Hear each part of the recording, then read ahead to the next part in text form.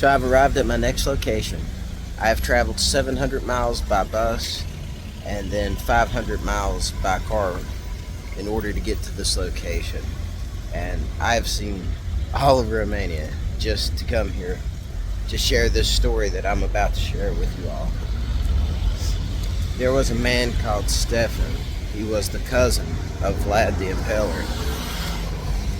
And he was the champion of Christianity for these people. When the Islam invaders came to kill his people, he drew a line in the sand and he said, no, we'll kill this cancer where it's at.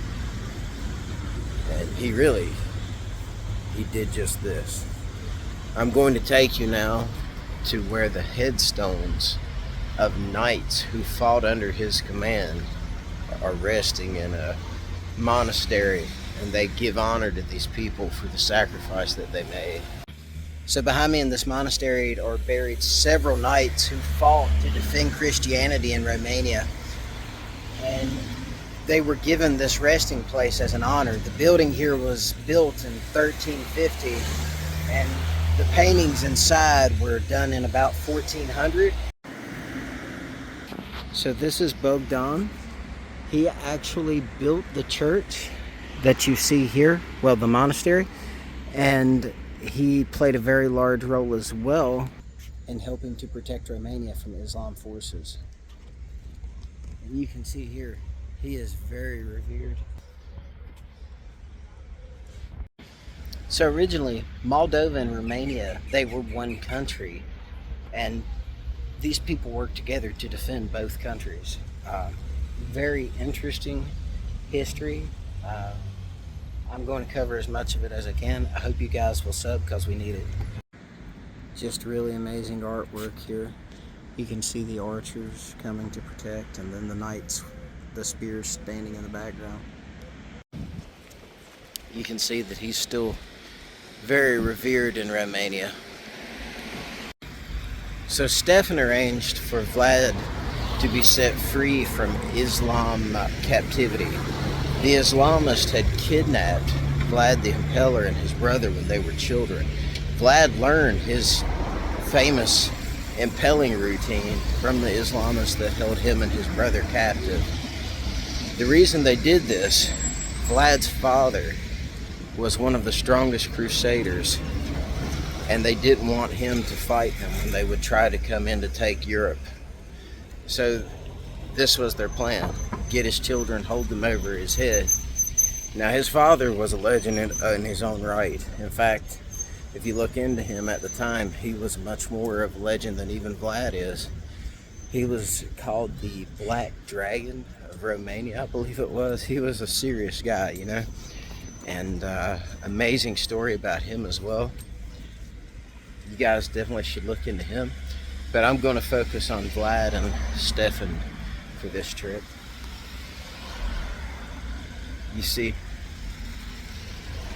Vlad came and fought for Stefan, protecting the Orthodox Church, and not a lot of people talk about this. Vlad even helped to build churches, and this is a part of history that's disappeared. Now everybody wants to know, what's the deal with him and the blood, where does this come from? He had a disease that when he would cry, it would be tears of blood. A very intimidating thing for your enemies as well, Definitely in that time period, because nobody knew what it was. I'm sure they thought he was evil. When they spoke about Vlad the Impaler, they said, how do you fight a man that fights like a demon? And he met Islam on its own terms because he realized that it was a cancer that was destroying his home. In one night, after the emissaries from the Prince of Islam, who was conquering Europe, were sent to Vlad, he had nailed the turbans to their head and sent them back out to him and tell him I'm waiting. So, in this monastery lies the headstones of the knights that served under Stefan.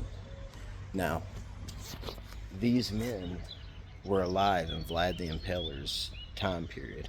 In fact, it's highly possible that they would have known him. I want to say this: it is a great honor to be able to come to a place like this, and it's also a great honor to see that men like this existed. They're not like the governments around the world now that bow to Islam and tell everybody that they will change things in their country to make it comfortable for them. No, we need men like this, that their headstones are in this place to fight Islam and what it is. They captured children and turned them into slaves, both sexual and physical slaves. And this has been going on since the beginning.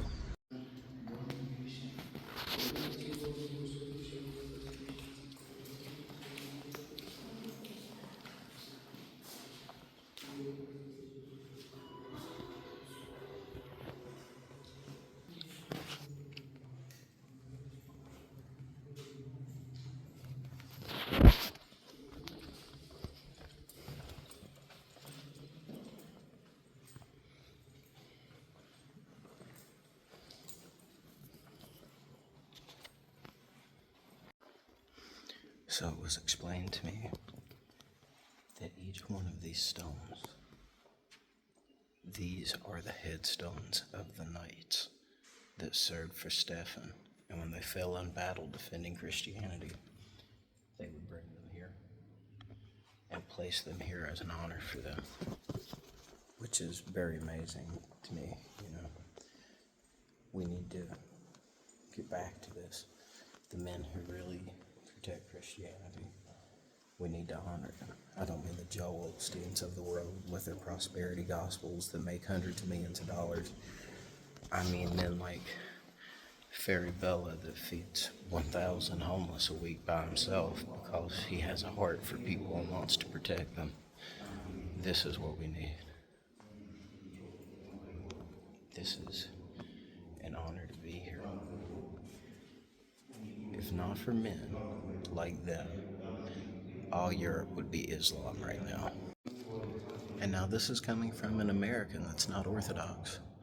We need the Orthodox Church to stand up again against this Islam radical overtake. They come into our countries, they tell us, oh, you will be Islam, and then they attack our people physically. Men like this stopped it. The Orthodox Church stopped it. Without the Orthodox Church standing up, Islam will never be stopped. It takes the Orthodox Church to do this. I believe God really used them as a gatekeeper, and we need them to stand up again. And you can see this was in 1480, a lot of these headstones. These men didn't do this for fame. They didn't do it for money. They fought because they loved God, and they wanted to protect their home from invasion. And this is what we need in America. This is what we need in Europe again. The church needs to stand. I would gladly go into battle as an Orthodox if I had to protect our homes from this. I don't know much about how to be an Orthodox. I am a Christian, but I've always respected the Orthodox because I know a lot of the history about what these men did to protect their families, what they went through. And they are, in my opinion, they're better than the Catholic Church. They're better than most churches. And I've always just loved and respected them. I've seen what they do for people even today. There is an energy in this place. When you come in, you feel it. And it's just powerful.